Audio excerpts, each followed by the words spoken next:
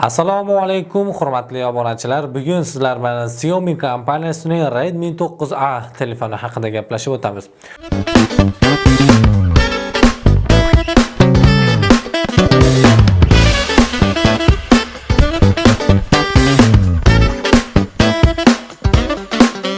Redmi 9A o'zining ukalari sanalgan 6A, 7A, 8A telefonlardan anchagina chiroyli, lekin ular bilan bir xil narxda sotilmoqda. Ya'ni O'zbekiston bozorlaridagi eng arzon smartfonlardan biri desak bo'ladi.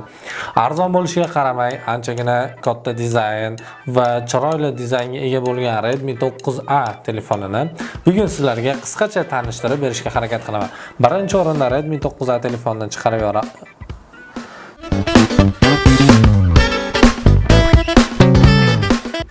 Redmi 9A telefonida hech qanday himoya vositasi chiqmaydi. Faqatgina telefonni qo'llanmasi, ya'ni foydalanish uchun qo'llanma chiqadi va sim karta chiqarish uchun maxsus moslama hamda 5 volt 2 amperga teng bo'lgan quvvatlagich 10 watt tezlikda zaryad bera oladi va mikro USB kabeli. Redmi 9A telefonining quvvatlash o'rni mikro USB dan tashkil topgan bo'ladi. Bu narsalarni o'z joyiga qo'yamiz.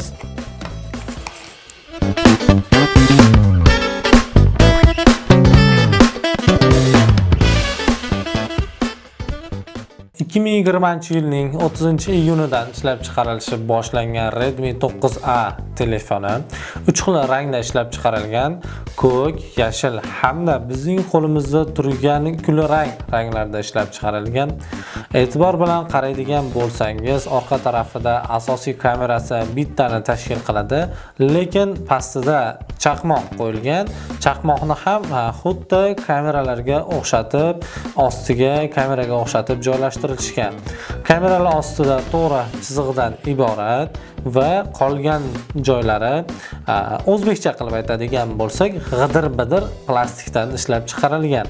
Orqa tomonlama menimcha ukalaridan ko'ra anchagina chiroyli, ya'ni 7A, 8A dan ko'ra chiroyli, lekin ularga qaraganda birozgina kattaroq o'lchamni tashkil qiladi.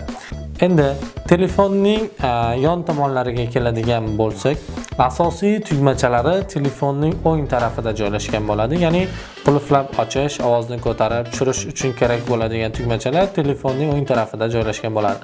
Qo'lga menimcha joylashadi. Birozgina ovozniki teparoqda, sababi telefonning o'lchami 6,53 dyuymni tashkil qiladi. Bu degani katta telefon bo'lgani uchun qo'li katta yoki kattaroq telefonni xohlovchilar uchun mo'ljallangan telefon desak bo'ladi. Endi tepa tarafiga keladigan bo'lsak, faqatgina 3,5 mm audio jack joylashgan va yonida hech qanday mikrofon yo'q. Bu degani shovqinlarda ovozingiz yaxshi bormasligi mumkin. Va telefonning chap tomonida sim karta joyi. Bir paytning o'zida ikkita nano sim karta va micro SD dan qo'yib bemalol foydalansangiz bo'ladi.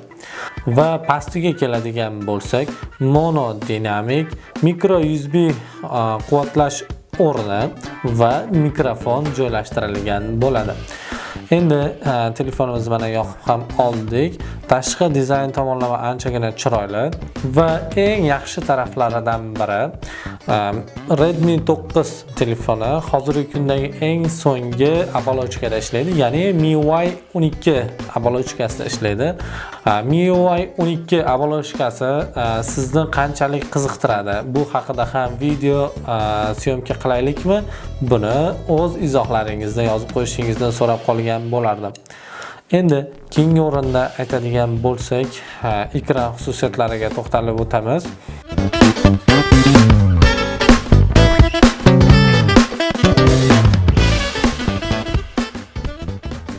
Eng arzon smartfon bo'lgandan keyin bu aniqki IPS ekrandan foydalanishgan. O'lchamini yana bir bor aytadigan bo'lsak, 6,53 dyuymni tashkil qiladi. Bu anchagina katta degani. Endi ekranni korpusga bo'lgan nisbat mana hoshiyalarni ko'rishingiz mumkin, anchagina qalin.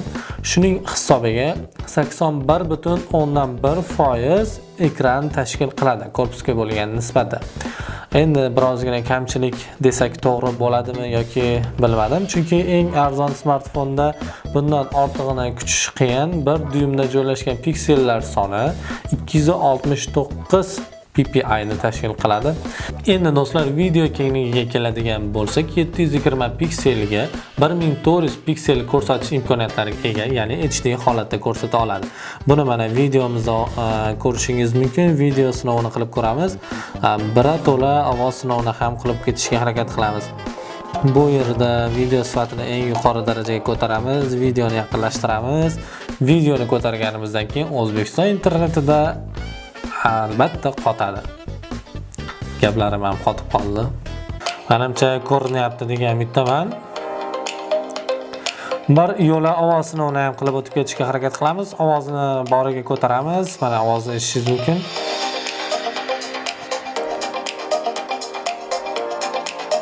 Endi ovozni yopib ko'ramiz. Ovoz yopildi. Endi ovozini ochib ko'ramiz. Ovozlari ham $125 ni bemalol oqlay oladi. Menimcha yaxshi smartfon, Redmi 9A smartfoni. Endi kamera xususiyatlariga to'xtalib o'tamiz.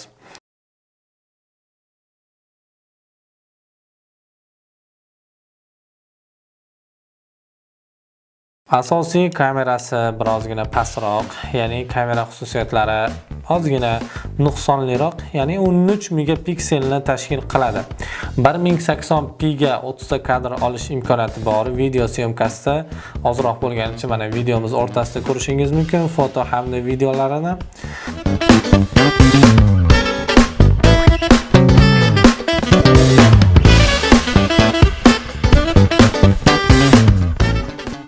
Hurmatli obunachilar, mana Redmi 9A telefonini asosiy 13 megapiksellik kamerasida olinayotgan video tasvirlarni ko'rishingiz mumkin.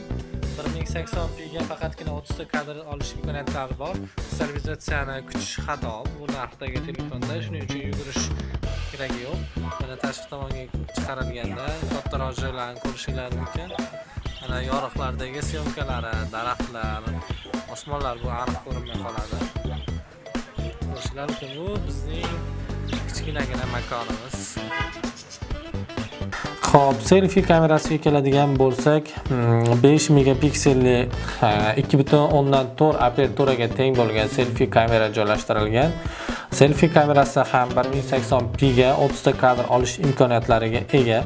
Assalomu alaykum, hurmatli obunachilar, tuzumchilar, charchamayapsizlarmi? Bunaqa qanday ko'rinayotgan, hammasi yaxshimi? Mana Nurullohxon ko'rishingiz kanal ochdi. Kanal kuchaytirsa reklama qilamiz. Redmi 9A telefoni syomkalari orqa tarafdan yorug' holatda. Menimcha ancha yaxshi. Narxiga nisbatan syomkalarni qilib tashlab turgani yetadi.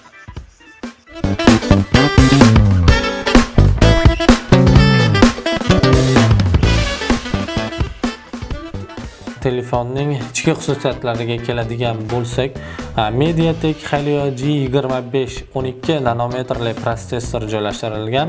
8 yadrodan tashkil topgan ushbu protsessor, video protsessor esa Power VR G83 video protsessori yordam beradi. Telefonimizda aytish boshida esimizdan chiqibdi, barmoq izi skaneridan foydalanilmagan. Buning ukalarida ham foydalanilmagan agar ko'rgan bo'lsangiz, lekin yuzga ochilish imkoniyatlari bor. Yuzga ochilish imkoniyatlari bilan ko'rishingiz mumkin. Xo'p, birozgina sekinroq bo'lsa-da, Face Unlock ishlamoqda. Xo'p, yuzingni bunday qil deyapti shekilli adashmasam. Xo'sh, mana yuzga ochilish imkoniyatlari birozgina sekinroq ishlamoqda, lekin ishlamoqda do'stlar. Endi keyingi o'rinda Helio G25 protsessorini ko'rishingiz mumkin. Telefon birozgina sekinroq, SMS. Xo'p, birinchi marta kirgan uchun bo'lsa kerak, barcha narsalarni o'chirib qo'yamiz. Xo'p, boshladik. Telefon birozgina sekinroq ishlamoqda. Sababi bu O'zbekiston bozoridagi eng arzon smartfon deya olamiz. Bundan arzon smartfonlar menimcha hozir juda ham kam. Buni tengqurlari sizningcha qaysi? Buni ham izohlarda yozib qo'yasizlar degan umiddaman. Keyin Redmi 9A telefoni faqatgina 2 GB tezkor xotira va 32 GB doimiy xotiraga holatda ishlab chiqariladi. Shu holatda sotib olishingiz mumkin. Endi galereyaga kiradigan bo'lsak, galereyaga ham birozgina sekinroq kirmoqda. Endi Geekbenchda test qilib ko'ramiz.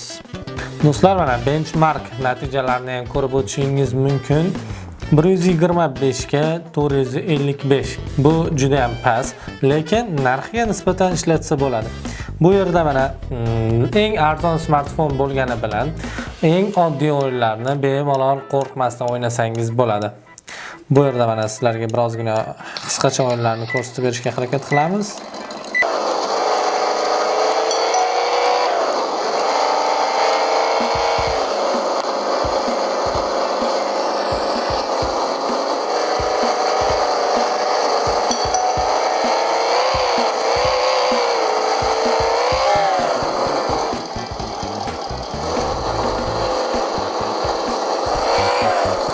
Xo'p, keyingi o'yinimizda sinab ko'ramiz.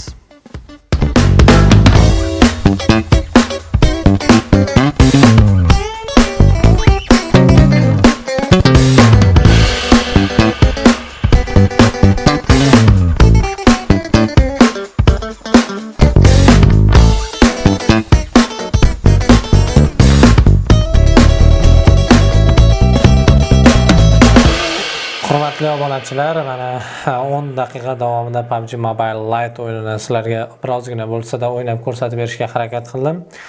Redmi 9A telefoni o'ynash uchun yaratilmagan. O'yin o'ynamoqchi bo'lsangiz, umuman xarid qilmasligingizni tavsiya qilgan bo'laman. Siz o'zingizga savol bering, sizga 13 megapiksellik kamera yetadimi? 5000 mAh batareyka sizni bemalol iste'molingizni qoniqtiradimi? Va bir narsani e'tiborga olib qo'yishingizni so'ragan bo'lardim. 5000 mAh batareyka bo'lgandan keyin 5 volt 2 ampere 10 watt quvvatlash imkoniyatiga ega bo'lgan quvvatlagich 2,5 soat davomida to'ldirish imkoniyatiga ega bo'ladi. Birozgina sekinroq to'ldiradi. Shu narsani e'tiborga olib qo'yishingizni so'rab qolgan bo'lardim. Keyin telefon birozgina o'lchami katta, ya'ni 6,53 dyumni tashkil qiladi. Sizga kattalik qilmaydimi? Shu savollarga o'zingiz javob berganingizdan keyin eng muhim jihatidan bittasi pulni tejab ushbu Redmi 9A telefonni xarid qilish kerakmi degan savolni qo'yib, agar ha deydigan bo'lsangiz bemalol Redmi 9A telefonini xarid qilib olsangiz bo'ladi. Hozirgi kundagi eng arzon smartfon hisoblanadi. Eng muhim jihat Redmi 9A da faqatgina pulni tejash. Boshqa hech qaysi tomonlama ustunlik darajalari yo'q. Sababi 10 minut ozgina o'yin o'ynaganimizda ham 3% zaryad ketdi. 5000 mAh bo'lishiga qaramay.